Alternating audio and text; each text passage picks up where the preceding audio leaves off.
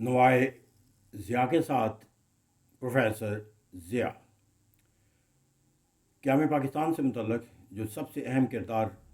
جس شخصیت نے ادا کیا اور قوم نے انہیں اس کے کردار کی بنیاد پر جو سب سے بڑا خطاب دیا وہ محمد علی جناح تھے، اور جن کو قائد اعظم محمد علی جناح پکارا جاتا ہے۔ قائد اعظم محمد علی جناح کا برصغیر پاک و ہند کے مسلمانوں کے لیے جو خدمات ہیں اس کا احاطہ کرنے کے لیے ہم اس کو چار مختلف سطح کے اوپر دیکھتے ہیں۔ ایک کو ہم برصغیر پاک و ہند کے مسلمانوں کا جو ابتدائی عہد ہے اس کے حوالے سے ہم ان کے کردار کو جائزہ لینے کی، یا ان کی جو سیاسی سفر کا جو آغاز ہے ہم اس کا جائزہ لیتے ہیں۔ پھر سیاسی جو سرگرمیوں کے لحاظ سے انہوں نے مسلمانوں کی جو رہنمائی کی اس کے ہم کردار کو دیکھیں گے۔ تھرڈ، تحریک پاکستان کے حوالے سے ان کے کردار کا جائزہ لیں گے، اور نمبر 4 پہ جا کر پھر قیام پاکستان کے بعد جو انہوں نے بحیثیت گورنر جنرل جو کردار ادا کیا ہم اس کا جائزہ لینے کی کوشش کریں گے۔ اس طرح آج پہلی ویڈیو کے طور پر قائد اعظم محمد علی جناح کے صرف اس ایرا کا جائزہ لیتے ہیں کہ جہاں سے ان کی سوچ اور فکر کا جو ہے وہ ایک اندازہ جو ہے وہ لگایا جا سکتا ہے، کیونکہ جو لیڈرز ہوتا ہے وہ اپنی سوچ اور فکر کے ساتھ جو منسلک ہوتا ہے وہ اسی کی نشو و نما کر کے آگے راہبر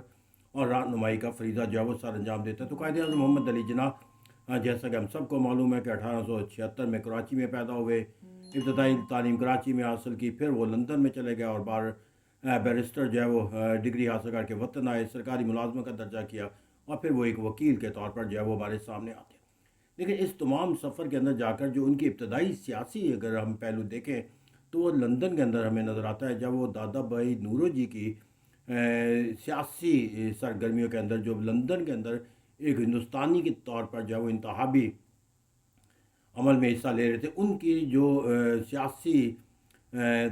سرگرمیاں تھیں اس سرگرمیوں کے اندر جو ہے وہ حصہ لینا، اور وہ خود بھی کہا کرتے تھے کہ میری ابتدائی جو سوچ اور فکر کے اندر جو ایک رہبری اور رہنمائی کا جو تصور دیا وہ دادا بھائی نورو جی کا، وہ انہیں اپنا ابتدائی سیاسی سوچ اور فکر کے اندر جب وہ اپنا ایک رہنما بھی تصور کرتے تھے، اس کی بنیادی وجہ ان کے ساتھ منسلک ہونے کی وہ اور دادا بھائی نورو جی کے ساتھ سیاسی وابستگی رکھنے کی بنیادی وجہ یہ تھی کہ برطانیہ کے اندر جا کر جو ہے کوئی ہندوستانی ہونے کے ناطے اپنی وجود کو قائم رکھنے کا، اپنی پہچان کو، اپنے حقوق کے تحفظ کے لیے جدوجہد کرنا جو ہے وہ اس بات کی علامت ہے کہ آپ کسی بھی سطح پہ کیوں نہ کھڑے ہو، لیکن جب آزادی اور غلامی کے درمیان کوئی تفریق کا تصور آتا ہے تو پھر آزادی کی جو تصور ہے اس کو قائم رکھا جاتا ہے۔ غلامی چاہے وہ آپ کے لیے کتنی ہی مثبت نتائج کیوں نہ دے سکتی ہو، آپ اس کے ساتھ کھڑا نہیں ہوتے۔ اس طرح کہتے ہیں چونکہ وہاں پر جو دادا بھائی نورو جی جو ہے وہ بحیثیت ایک ہندوستان کی نمائندگی کے طور پر جو ہے وہ تصور کیے جاتے تھے، اس طرح ہندوستان کے ایک علیحدہ پہچان کو قائم رکھنے کے لیے آپ اس کا حصہ بنتے ہوئے نظر آتے، اور پھر یہاں پر جا کر پھر وہ اپنی سیاسی نشو و نما کے اندر جا کر جو ایک اور اہم کردار ادا کرتے ہوئے نظر آتے ہیں، وہ ہمیں اس وقت نظر آتا ہے جب مسلم لیگ جو ہے وہ اپنے 1913 کے اجلاس کے اندر ان کو بطور وکیل جو ہے وہ اپنے اجلاس پہ مدعو کرتی ہے، اور اس اجلاس کے اندر ان سے جو ہے وہ ایک توقع کی جاتی ہے کہ وہ ایک مہمان گیسٹ کے طور پر اپنی علم اور فہم و فراست سے برصغیر پاک و ہند کے مسلمانوں کو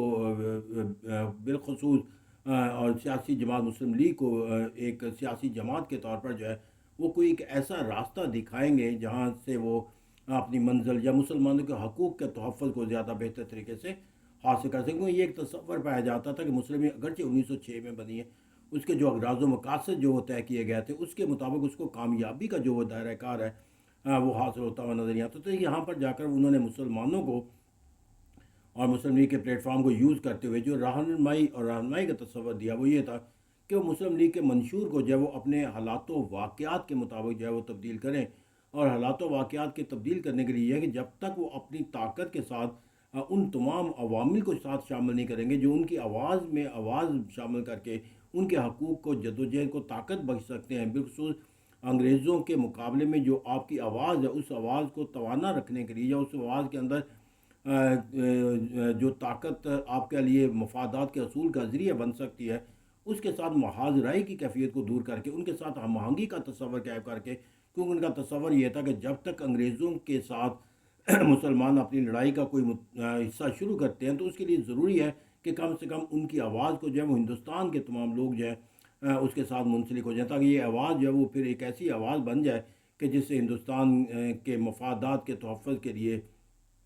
انگریزوں کو جو ہے اس کی مخاصمت کرنا یا اس کی مخالفت کرنا ممکن نہ رہے۔ تو ایسا کہتے ہیں یہاں پر جا کر ان کی اس سوچ اور فکر کے نتیجے کے اندر جا کر جو ہے 1913 کے اندر مسلم لیگ کو جو ہے وہ اس سوچ اور فکر کے تحت راغب کیا گیا کہ جو ہندوستان کے اندر جو ہے وہ ہندو اور مسلمانوں کے درمیان ہم آہنگی کی فضا کو پیدا کرے، اور یہ پھر اس کی جو نشو و نما تھی وہ ہمیں اس وقت نظر آئی جب اس کی ضرورت اور بھی زیادہ محسوس ہوئی کہ جب 1914 میں جنگ عظیم شروع ہوئی، تو اس جنگ کے نتیجے کے اندر انگریز جس مشکل کا شکار تھے، اور ان حالات و واقعات کے اندر جا کر مقابلہ کرنے کے لیے اور ان سے ان حالات و واقعات کے اندر اپنے لیے زیادہ بہتر مراد حاصل کرنے کے لیے ضروری تھا کہ مسلمان اور جو ہندو ہیں وہ ایک پلیٹ فارم پر اکٹھے ہو کر یا ایک آواز بن کے انگریزوں کے مشکل حالات و واقعات سے اپنے لیے زیادہ سے زیادہ مثبت نتائج پیدا کرنے کی کوشش کی، اور یہ پھر سر سید احمد خان کی کاوشیں تھیں کہ جس کے نتیجے کے اندر 1915 نے مسلم لیگ نے اور انڈین نیشنل کانگریس نے کمیٹیاں بنائیں، اور اس کمیٹیوں کو یہ ذمہ سونپا گیا کہ وہ ایسے نکات کو تیار کرے اور ایک ایسا معاہدے کو تشکیل دینے کی کوشش کرے کہ جس میں مسلمانوں اور ہندو دونوں کے مفادات کا تحفظ ہوتا ہو۔ اور پھر ہم نے اس کا عملی نتیجہ دیکھا کہ جب اس کمیٹی کی سفارشات جو ہے وہ پایا تکمیل کو پہنچی تو پھر 1916 کے اندر ایک اجلاس منعقد ہوا، علیحدہ منعقد ہوئے مسلم لیگ کا بھی انڈین نیشنل کانگریس کا، لیکن 1915 کی جو دی گئی کمیٹی تھی، بنائی گئی جو کمیٹی تھی، اس کمیٹی کے جو نکات تھے ان کو دونوں نے تسلیم کر لیا، اور اس تاریخ میں پہلی مرتبہ اور آخری مرتبہ بھی ہم کہہ سکتے ہیں برصغیر پاک کی تاریخ کے اندر کہ یہ پہلا اور آخری معاہدہ تھا جس کے اندر ہندو اور مسلمان جو ہے وہ دونوں جو ہے وہ متفق ہو گئے، اور اس طرح ایک میثاق لکھنؤ ہمارے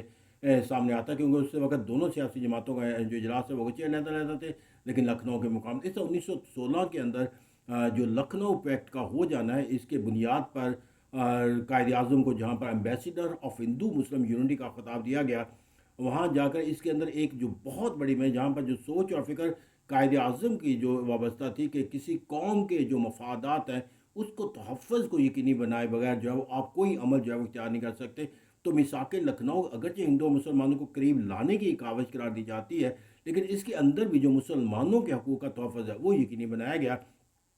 کیونکہ اس کے اندر پہلی مرتبہ ہندوؤں نے مسلمانوں کے لیے جو ہے وہ سیپریٹ الیکٹوریٹ کا کانسیپٹ جو ہے وہ دے دیا گیا۔ پھر یہاں پر جا کر جو ان کے ایک اور بنیادی تصور ہے، کیونکہ یہ سیپریٹ الیکٹوریٹ کا جو تصور ہے صرف محض مسلمانوں کو عوامی نمائندگی کے اندر ان کی آبادی کے مطابق جو ہے وہ سیٹیں دینا یا آبادی کے تناسب سے کچھ زیادہ سیٹیں دے کر دینا مقصود نہیں تھا، بلکہ اس کی بنیادی جو ریزن تھی وہ یہ مسلمانوں کو ایک علیحدہ قوم کے طور پر ہندوؤں سے تسلیم کروانا، اور یہی کہا جاتا ہے کہ میثاق لکھنؤ میں جب ہندوؤں کو نے مسلمانوں کو ایک علیحدہ قوم کے طور پر تسلیم کر لیا تو یہ وہ دراصل بنیاد تھی جس نے آئندہ جا کر ہندوؤں کو مسلمانوں کو ایک علیحدہ قوم کے طور پر انکار کرنے کے لیے جو سوچ اور فکر ہے اس کے اختیار کرنے کا ہر عمل جو ہے مشکل بنتا چلا گیا۔ پھر یہاں پر جا کر میثاق لکھنؤ کی ایک اور جو بہت بڑی کامیابی تصور کی جاتی ہے جس کو ویٹیج سسٹم کا نام دیا گیا تھا، جہاں پر مسلمانوں کی میجورٹی تھی وہاں پر ہندوؤں کو سیٹیں زیادہ دی گئی، اور جہاں پر ہندوؤں کی میجورٹی تھی وہاں مسلمانوں کے لیے جو ہے وہ زیادہ سیٹیں مخصوص کی گئی، جس کو ویٹیج کا نظام دیا گیا۔ اب یہاں پر جو ہے مسلمان تین صوبوں کے اندر جو ہے زیادہ سے زیادہ پنجاب کے اندر، سندھ کے اندر اور سرحد کے اندر اور پھر اس طرح مشرقی پاکستان کے اندر جو ہے وہ ایک زیادہ عددی تعداد میں رکھتے تھے، لیکن یہاں پر جا کر جو ہے ان کو اگر ہندوؤں کو کچھ سیٹیں زیادہ دینے میں تو باقی تمام ہندوستان کے جتنے صوبے تھے تقریباً 22 کے قریب، وہاں جا کر جو ہے مسلمانوں کو ان کی آبادی سے زیادہ تناسب، اور یہاں پر جو اہمیت ہے وہ اس بات کی ہے کہ مسلمانوں کے حقوق کو تحفظ دینے کے لیے جو سب سے زیادہ ضروری عمل تھا وہ یہی تھا کہ جہاں پر مسلمانوں کی آبادی کم ہے ان کو زیادہ مضبوط آواز کے ساتھ پیدا ہونا، جتنی زیادہ نمائندگی آپ کی زیادہ ہوگی اتنا زیادہ جو ہے وہ آپ کے حقوق جو ہے وہ زیادہ محفوظ ہوتے چلے۔ اور سب سے بڑی بات اس کے اندر یہ رکھی گئی کہ اگر کوئی قانون سازی کا عمل کرنا ہے اور وہ قانون سازی کسی طبقے سے متعلق ہے تو یہ اس وقت تک اس پر عمل درآمد نہیں کیا جائے گا جب تک اس کمیونٹی سے اس کی منظوری نہ لے لی جائے۔ اس طرح کہتے ہیں یہ میثاق لکھنؤ کو تاریخ ساز عمل کرا دیا جاتا ہے، لیکن یہ تاریخ ساز سے محض ہندو اور مسلمانوں کی یونٹی کے لحاظ سے نہیں بلکہ ان پہلوؤں سے جہاں مسلمانوں کے حقوق کے تحفظ کی آواز پیدا ہوتی ہے۔ اس ہم نے ابتدائی سفر میں دیکھا کہ انہوں نے سیاسی عمل کا آغاز کیسے کیا، اور ہندو مسلم کی یونٹی کے تصور کے تحت انہوں نے لکھنؤ پیکٹ کی کامیابی حاصل کر کے ambassador of Hindu Muslim unity کا خطاب حاصل کیا۔ Thank you very much.